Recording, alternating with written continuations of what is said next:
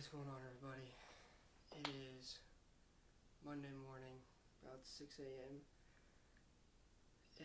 It's President's Day, so I don't have school today, so that means we're getting in a lot of workouts today. First, we're starting here on the bike. Gonna get about a 45 to 60 minute bike ride. Get the legs going on the bike. Gotta start working more on the bike to start this Ironman training. So, gonna hop on the bike, probably head to the gym after that, get a run in, and get a lift in. Have a therapy session later today, so go do that, and then see where the rest of the day takes us. But gonna knock out this ride on Zwift, go to the gym, run, lift, therapy, boom. It'll be a great morning. Work my mind, body, soul, work it all out. Have a great day.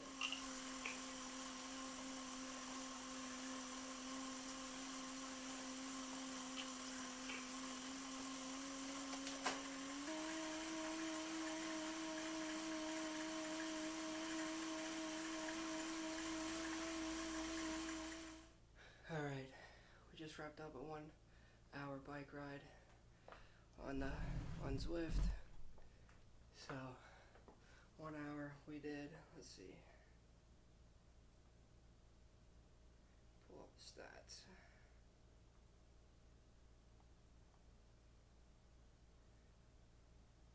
One hour, 4 minutes, 16.2 miles, 708 elevation gain, and 340 calories burned.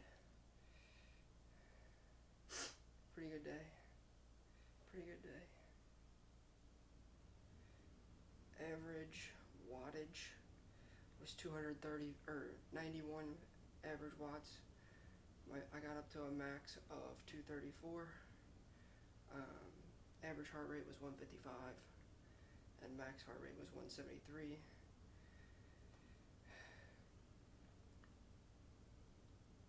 It's a good day. Good bike ride. Like my second bike ride of this training for Ironman Louisville.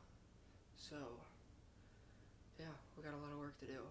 Not great at the bike yet. My quads are absolutely burning. I really got to build up that muscular endurance and that muscular strength in the quads for that duration of biking. So, 1 hour in the books. Gonna go up to the gym. It is freezing cold outside, so we're gonna run on the treadmill and then hit a lift. So.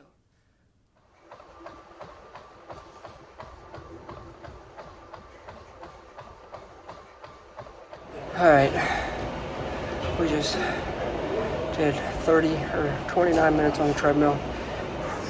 The first ever brick style workout for me. Probably overdid it, to be honest with you. I had to stop at 29 minutes because both of my quads cramped up, and they are currently both still cramped up. If I even try to straighten my legs, they just go right into knots. So we're trying to hydrate. Stretch those out so I can try and get a lift in, but we'll see about that because, like I said, both of my quads are in absolute shambles right now. Both of them are knotted up. Doesn't feel good. I thought I could push my way to 30, 40 minutes, but it was not happening. Both of them just knotted up on me at around 25 minutes. I started feeling it. And at 28, 29 minutes, they just locked up.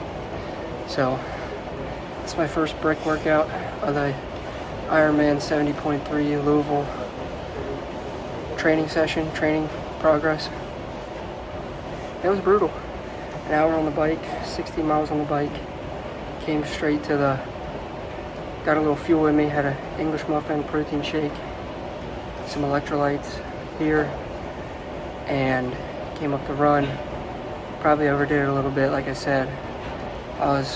My half marathon training plan had me up 42 minutes today. I tried to push it to that, but it wasn't happening. Both of them are in knots right now. It's been about 3-4 minutes since I stopped, and I finally was able to straighten my legs out without them just absolutely cramping up. So we're gonna get a lift in now. Lift for about 45 minutes or so. Get a strength workout in. Head to therapy, get my mind right, and then rest the rest of the day. That is first brick workout of Ironman Louisville 70.3 training. What's going on, everybody? Welcome back to the channel. I want to do a little bit of a different video today, take you through a day of training. For me, today was a really big day, larger day of training than normal, mainly because I had today off because of President's Day. But I also want to talk about what my training's been like recently. As I shared in a previous video, I have a pretty full schedule of training and events that I'm going to compete in this year. First one being here in a couple weeks, the Heart Mini Marathon put on by the American Heart Association. That's a half marathon that I'll be running on March 16th, 2025. I run that one for obvious reasons. It's all for support in heart health and all that stuff, which I obviously know firsthand how important that is with my open heart surgery. Second event will be in the beginning of May, and that's the Flying Pig Marathon. I'm doing the full marathon in May. And then my third event is in August, and that is the half Ironman 70.3 in Louisville, Kentucky. So, got a lot that I'm training for. Very different events. Right now, I am training very much for the half marathon. Most of my training and running block is set up for the half marathon right now. I'm looking to run sub 2 hours. I know it sounds a little slow, but that's my goal. I want to run sub 2 hours in the half marathon here coming up. And then when it comes to after that race, I will go straight into really pushing towards the marathon. I want to do the marathon. It's a big race in Cincinnati, where I'm from, so I want to do that one. I love that race. It's a great race. Great course, just a great, well set up race. So I want to do that one again. So I'm going to focus a lot of my time and energy towards training for that marathon, but that is when I'll probably, after this half, start ingraining a lot more of the half Ironman training. Now, I have been doing a lot more of the biking and swimming. So recently, over the last month or so, I've been swimming once a week and at least doing 1 to 2 bike workouts a week. Usually I do usually do my swim workout on Thursdays. I do about an hour, anywhere from 1,500 to 2,000 yards of swimming. Do that once a week, and then I've been mixing in some bikes, whether that be on Sundays, Saturdays, or in the morning throughout the week. So that is what my training looks like leading up through the year. Focus mainly on the half marathon right now. Then after the half, I'm going to focus on the full marathon, but I'll very much be doing a lot more Ironman training, so a lot more biking, a lot more swimming.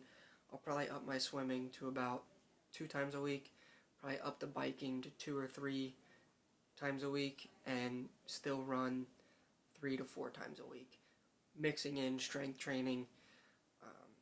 I'll be doing less lower body strength because I'll be doing so much endurance focused, muscle endurance stuff with the bike and swim. My legs get sore just from doing those things and the running. So a lot of it will be mainly upper body strength, keeping my lower body nice and firm, and focused on preventing injuries for the lower body will be the strength that I do for the lower half.